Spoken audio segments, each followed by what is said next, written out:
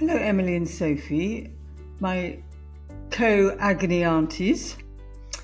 So I have a very simple question, which we can kind of build on, I guess, which is, how do you help someone regulate mood swings? And what I was thinking was, regulation is something that is becoming more understood about how we can actually influence how we feel in our mood. And it comes from the autonomic nervous system, our emotional system, that goes up sympathetically in response to a demand, and parasympathetically it goes down when we've kind of dealt with the demand. And what all of our bodies seek in regulating our mood is homeostasis regulation.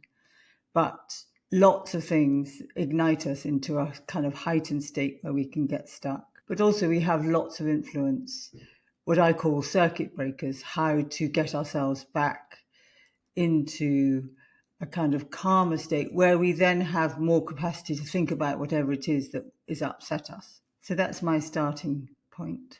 Mood swings are so hard because they make you feel not in control of your own self. And the thing about mood swings is that they often don't seem to necessarily have a cause. Like you can just wake up feeling like I hate everybody and you don't know why, and you don't even sort of maybe necessarily realize that you're having a mood swings. Sometimes I have mood swings, I don't really realize it after the fact, and then I'm like, oh.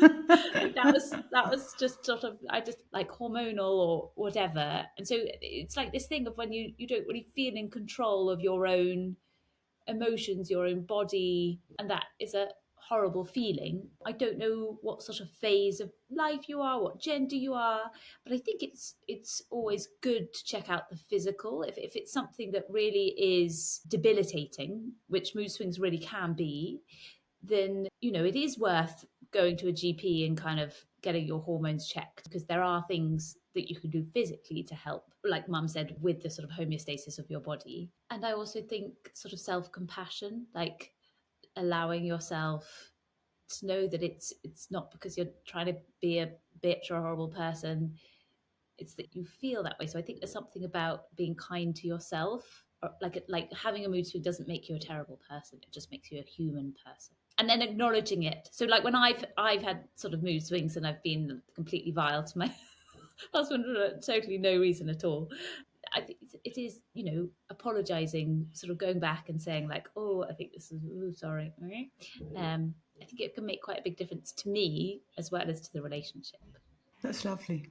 And I think one of the things that can be hard about mood swings is if you can be quite reactive in those states. So you make actions or you do things when you're in quite an unstable, dysregulated state of mind and body. And I guess if you can find out any signifiers for when you know you're in that mood swing, if you can support yourself to be aware of when it's happening, whether it's a hormone thing, so it's a cyclical thing, or a perimenopausal thing, or if it's just a psychological, it's where you're at. If you can find, oh, I really know when I'm snappy, or when my heart beats fast, or when I get that funny feeling in my tummy, if you can sort of get awareness around it, it gives you more choice about not making decisions or not acting from the place of the mood swing. And that's usually where the kind of ripple effect and consequences on relationships or on choices that can then do a bigger amount of consequences in your life beyond the hard experience of having the mood swing itself. So trying to not be impulsive in those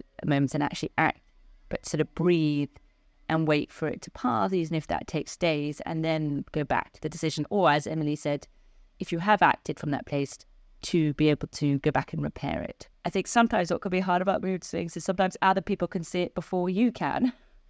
But it's incredibly annoying for someone to point out. I don't know if you guys have any thoughts about that. Like, can anyone else support you with your mood swing? Yeah, that's lovely. And outside, doing physical things, I find helpful. It helps me too. And I think the AA adage, halt, hungry, angry, lonely, tired, that is good for impulse control, so that if you're, it's for AAs, or you're an addict, so that if you're hungry or angry or lonely or tired, you're more likely to say things or do things that you'll regret. But actually, I think those feelings and low blood sugar and things do affect your mood. So that kind of ask yourself, am I hungry, angry, lonely, or tired? And if I am, which of those am I? And actually meet the need. Like maybe I need to eat something. Maybe I need to meet someone and have a hug. Maybe I need to go to bed and have a better night's sleep. If I'm angry, I need to kind of name what I'm angry about.